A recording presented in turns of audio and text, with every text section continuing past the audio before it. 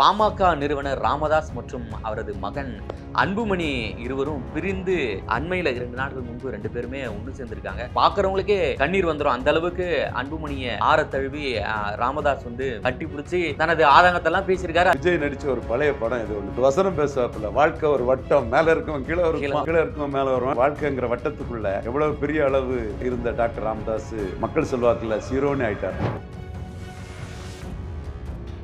இந்த போட்டியில ஜெயிச்சது அன்புமணி தானுங்களா? ராமதாஸ் களத்திலே இல்லைங்க. மனிதருக்கு ஆணவம் கூடாதுங்கிறது ராமதாஸ் ஒரு எடுத்துக்காட்டு. ஃபுல் மூன் சேல் காலை 9 மணியிலிருந்து இரவு 12 மணி வரை ஜூன் 29 ஒரு நாள் மட்டும். கடந்த தேர்தலில் 2 பேரும் ஒன்னா இல்லாதால தான் ஒரு சில தோல்விகள் கிடைச்சது. இப்போ 2 பேரும் சேர்ந்துட்டாங்க. இனிமேல் எப்படி பாமகவுடைய பலம் இருக்கும்? 2 பேரும் சேர்ந்ததோட அன்புமணியே சாதிச்சிட்டார் ஒன்லி பாமக. 2026க்கு முன்ன அன்புமணியா ராமதாசான்னு பார்க்கும்போது எடப்பாடிக்கு ஒரு வாய்ப்பை கொடுத்து அன்புமணியை 18 சீட்டுக்கு தள்ளிட்டு ஒதுங்கினார். அதுக்கு நீங்க தெளிவா ஒன்னா நின்றுப்பீங்கன்னா 30-35 சீட்டு வாங்கிருக்கீங்க. மெரிபா பன்னீர் சோடா, ஐ ட்ரஸ்ட் மெரிபா. அன்புமணிக்கும் ராமதாஸுக்கு ஸ்டேச்சர் கூடுதலா தன் வளர்ச்சிக்கு தேவை. அவருக்கும் புகழ் நிலைக்கணும்னா அன்புமணிக்கு மெர்சி அவருக்கு தேவை. இந்த இடத்துக்குள்ள தந்தை மகன் 2 பேருக்கும் அந்த தேவையோடு இருக்குங்கிறதுல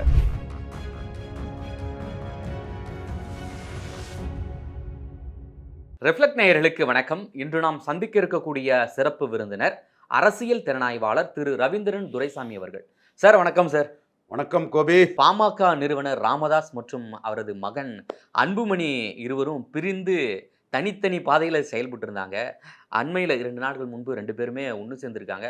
ரொம்ப கண்கலங்கி என்ன பார்க்குறவங்களுக்கே கண்ணீர் வந்துடும். அந்த அளவுக்கு அன்புமணியை ஆற தழுவி ராமதாஸ் கட்டி பிடிச்சி தனது ஆதங்கத்தெல்லாம் பேசியிருக்காரு. அதே போன்று சௌமியா அன்புமணியும் ரொம்ப சாஸ்தாங்கமாக அவங்க கிட்ட ஆசீர்வாதம்லாம் வாங்கியிருக்காங்க. எப்படி சார் பார்க்குறீங்க இதை? இது விஜய் நடிச்ச ஒரு பழைய படம் இது ஒன்று. படம் பேர் ஞாபகம் இல்லை. ஒரு வசனம் பேசுவாப்புல, வாழ்க்கை ஒரு வட்டம், மேல இருக்கவன் கீழே வருவான், கீழே இருக்கவன் மேல வருவான்னு ஏதோ ஒரு படம் பேச. அப்போ ஒரு மார்க்கெட் கொஞ்சம் அவருக்கு ஒரு மினிமம் கேரண்டி அன்னைக்கு இருந்தது. ஒரு இதுல இருந்த ஒரு காலகட்டம்னு நினைக்கிறேன். அந்த ஒரு வசனம் பேசியிருப்பாரு. அதே மாதிரி வாழ்க்கைங்கிற வட்டத்துக்குள்ள எவ்வளவு பெரிய அளவு இருந்த டாக்டர் ராமதாஸ் மக்கள் செல்வாக்குல சீரோனி ஆயிட்டார் பாருங்க. ஸ்டேச்சர் இருக்கு. ஓகே, அவருக்கு ஸ்டேச்சர் பெருசு. அது 6 வருடமானாலும் 60 வருடமானான்னு ஈழத்தமிழர்களுக்காக நின்னதுனாலும் சரி, அவரு நான் தான் இங்கே டிசைடிங் ஃபேக்டர்னு கலைஞரும் ஜெயலலிதாவும் ஐயா ஐயான்னு அவரை கொண்டாடினாலும் சரி, அது ஸ்டேச்சர் பெருசு. நம்ம அதை ஒரு வன்னியர் சமூகத்தை வெளிச்சடை செய்தனாலும் சரி, அதை நம்ம மனப்பூர்வமாக ஒத்துக்கிறோம். இந்தியாவில் எந்த ஒரு தலைவரும் ஒரு ஜாதிக்கு வன்னியர் சமூகத்துக்கு டாக்டரையா பண்ண மாதிரி செய்யலை. ஆனால் வாழ்க்கை எவ்வளவுக்குள்ள அவரை ஒண்ணுமில்ல சீரோவாக்கிட்டு பாருங்க. என்ன ஆணவத்தில் சில விஷயங்கள் எல்லாம் அங்கே பேசினாரு. இப்போ இந்த போட்டியில் ஜெயிச்சது அன்புமணி தானுங்களா? ராமதாஸ் களத்திலே இல்லைங்க. களத்திலே இல்லை. ஓகே, களத்திலே இல்லை. மனிதருக்கு ஆணவம் கூடாதுங்கிறது ராமதாஸ் ஒரு எடுத்துக்காட்டு. நாம 98ல் அவருக்கு அலையன்ஸை ஏற்படுத்தி கொடுத்தோம். கண்டிப்பா. சரி விடுங்க, யானை விழுந்துட்டுனா எறும்பு மண்ணளி போடுறாங்க கதையில. அவரை பற்றி நம்ம குறைச்சி பேச வேண்டாம். அவரால் தான் நம்ம தமிழ் மண்ணில் அறியப்பட்டோம். என்றாலும் நமக்கு ஒரு அந்த இது பசுமரத்தாணி மாதிரி மனசுல இருக்கு. கந்த கிட்டங்கில கனல் மாதிரி எல்லாம் இல்லை. அது போயிட்டு பசுமரத்தாணி மாதிரி இருக்குது. அது நாம அவர் கட்சியை கலைஞர் அழிக்க நினைக்கும் போது அலையன்ஸை உருவாக்கி கொடுத்து கலைஞர் நம்மளை கொள்கையற்ற ரவீந்திரன் சொல்லி முரசொலியில கார்ட்டூன் போட்டு நமக்கு 99ல் டிக்கெட் கொடுக்க கூடாதுன்னு அவர் காலி பண்ணி இது பண்ணின பிறகு அவர் நம்மளை அந்த நன்றி உணர்வு இல்லாம நம்மகிட்ட பேசினாரு டாக்டர் ஐயா. ஓகே, இப்போ அதை ஞாபகப்படுத்துறோம்னா வெளிப்படையா தமிழ்நாட்டில் நடந்த சம்பவம். காலம் அவர் மகன்கிட்டே அவரு தோத்தது மகன்கிட்டங்கிறனால அவரு மகன் வாரான், கண்கள் பழித்தன, இதயம் இனித்ததுன்னு இது பண்ணுது. அன்புமணிக்கும் டாக்டர் ஐயாவுக்கு ஸ்டேச்சர் என்னமே தேவை. டாக்டர் ஐயாவுக்கு ஸ்டேச்சர் தேவை. அந்த ஸ்டேச்சரை நம்ம என்னைக்கும் குறைச்சி மதிப்பிட மாட்டோம். அந்த ஸ்டேச்சரில் உள்ள வரலாற்றை நம்ம என்னைக்குமே நம்ம அளவுக்கு இன்னொருத்தன் அதை அந்த உண்மை நிலைமையை பேச மாட்டான். பட் அரசியல் அரங்கம் 2026க்கு முன்ன அன்புமணியா ராமதாசான்னு பார்க்கும்போது அது எடப்பாடிக்கு ஒரு வாய்ப்பை கொடுத்து ம். அன்புமணியை 18 சீட்டுக்கு தள்ளிட்டு ம். நீங்கள் உங்களை கண்டு ம். இது விக்கிரவாண்டி இடைத்தேர்தலில் எடப்பாடி ம். ஒதுங்கினார். ம். ஆமா. அதுக்கு நீங்கள் தெளிவாக ஒன்றா நின்றுருப்பீங்கன்னா 30-35 சீட்டு வாங்கியிருப்பீங்க. ம். வடதமிழ் அரசியலே எப்படி போயிருக்கும். ம். ம். ஆனால் பிளவுபட்டதுனால உங்களை காட்டி ம். அன்புமணியை 18 சீட்டுக்குள்ள ம். நிறுத்திட்டார். ம். ம். நம்மளும் அவர் அன்புமணி 10.5 வச்சு எடப்பாடியில் நிற்பார் அதெல்லாம் சொல்லி பார்த்தோம். ம். அவரும் 18க்குள்ள இது பண்ணிட்டார். என்றாலும் 18 வாங்கின அவர் இன்னைக்கு 4 ஜெயித்து ம். பாமகன்னா அடையாளம் அன்புமணி தான்னு அடையாளம். வந்துட்டார். ம். பட் நீங்க வந்து உள்ளதிலே குறைஞ்ச சீட்டு வாங்கியிருக்கீங்க. 18ங்கிறது 18. குறைஞ்ச வாக்கு வாங்கியிருக்கீங்க. ம். பட் ஒரே அடையாளம் அன்புமணின்னு ஆயிற்று. ம். ம். சசிகலா அம்மையார் அளவு கூட டாக்டர் ஐயா தாக்கத்தை ம். காட்டல. இல்ல. ஆமா. இல்ல உண்மை உண்மை அந்த உண்மை. இசைக்கு ராஜான்றவர் ரொம்ப தாக்கத்தை ஏற்படுத்தியிருந்தாருன்னு சொன்னாங்க. சசிகராஜாவும் முதுகுளத்தூர் கேண்டிடேட்டும் ம். ம். ம். கண்ணப்பன் ஜெயிக்கிறதுக்கே முதுகுளத்தூரில் சசிகலா அம்மையார் கேட்டப்பட்ட கேண்டிடேட் தான் கண்ணப்பனுக்கு அதிர்ஷ்டம் அடிக்கிறதுக்கு ம். வாய்ப்பு. அதே மாதிரி நயனார் நாகேந்திரன் ஜெயித்திருப்பாரு. ம். அவர் தோக்கு காரணம் தம்பி எசைக்கு ராஜா. ம். எசைக்கு அவர்தான். ராஜா அந்த கம்யூனிட்டிக்காக நிற்கிறான். ம். ம். அது அவன் இன்னும் கொஞ்சம் மேம்படணும். பட் ம். ஒரு ம்.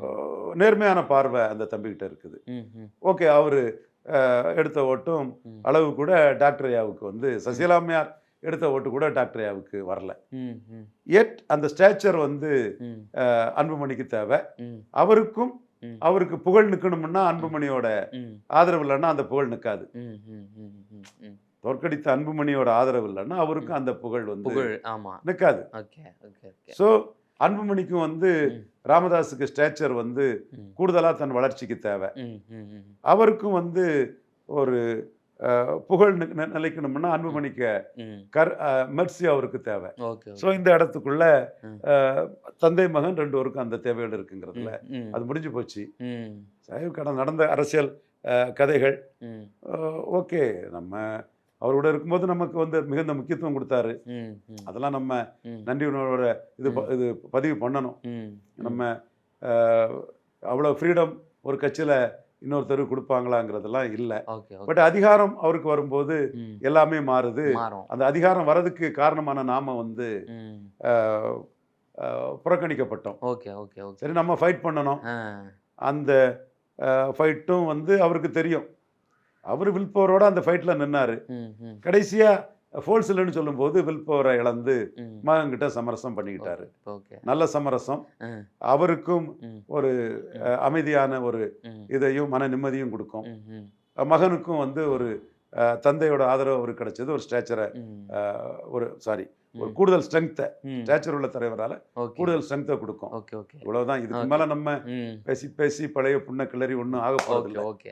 இந்த கடந்த தேர்தலில் 2 பேரும் ஒண்ணா இல்லாததால தான் ஒரு சில தோல்விகள் கிடைச்சது. ஒரு இது போல நீங்களும் சொல்லியிருந்தீங்க. இடங்களும் தொகுதிகளும் குறைச்சி கொடுத்தாங்க. இப்போ வந்து 2 பேரும் சேர்ந்துட்டாங்க. இனிமேல் எப்படி பாமகவுடைய பலம் இருக்கும்? 2 பேரும் சேர்ந்ததோட அன்புமணியே சாதிச்சிட்டார். ஒன்லி பாமகன்னு ஒன்லி பாமக அவரு தான். ஓகே. அவர் தானே ஆயிடுச்சு. ம். இவர் சேர்ந்தது ஸ்டேச்சர் உள்ள இவர் சேர்ந்தது ராமதாஸ் கூட கூடுதல் ஜே.கே. பலம். மணி எல்லாம் இருந்தாங்களே, அவங்களுடைய அருள்னு சொல்லிட்டு சேலத்துக்காக. கூடுதல் பலம். அவங்களுடைய நிலையெல்லாம் எப்படி இருக்கும்? அவங்க எல்லாம் என்ன பண்ணுவாங்க? அருள் ஜி.கே. மணி ம். அருள் கண்டஸ்ட் பண்ணார்ல. ம். கண்டஸ்ட் பண்ணாரு. என்ன ஓட்டு எடுத்தாரு? அது தெரியல.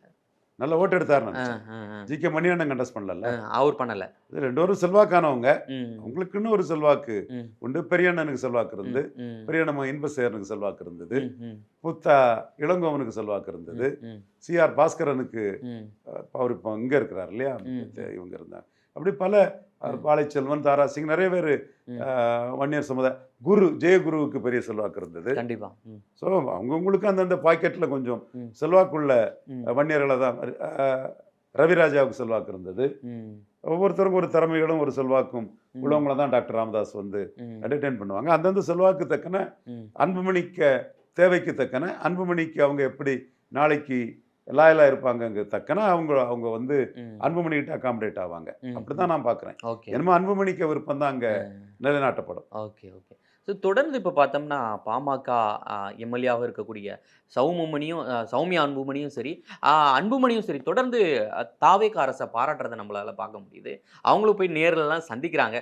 தொடர்ந்து அவங்களுடைய உறவு வந்து தாவேக பாமக உறவு நெருங்கி கொண்டு போகுது. அது எப்படி சார் அதை புரிஞ்சுக்கிறது? கூட்டணியில் இடம் பெறதுக்கான ஏதாவது அறிகுறிங்களா? அது என்னது? இல்லை, ம். அதுக்கான வாய்ப்புகள் குறைவு. ம். ஏன்னா ம். விசிகாவை கலத்தி விட்டுக்கிட்டு சௌமியா அன்புமணி அமைச்சர்னு சொன்னா விஜய்க்கு இமேஜ் பாதிக்கும். அது இப்போ 8 அட்டவணை பிரிவு அமைச்சர்கள் அந்த 4 கட்சி கூட்டணியில் இருக்குங்களா விஜய் கிளைம் பண்றாரு. ஆமா சொல்றாரு. ஸோ அவர் அந்த பாதையில தான் அவர் போவார்னு நினைக்கிறேன். அவங்களுக்கு பேக்கிங் கம்யூனிட்டி பொலிட்டிக்ஸ் ஆட்டு ஜெயலலிதா முக்குலத்தோரையும் வெள்ளாளக்கொன்றையும் வச்சிருந்தாங்க. ஆமா.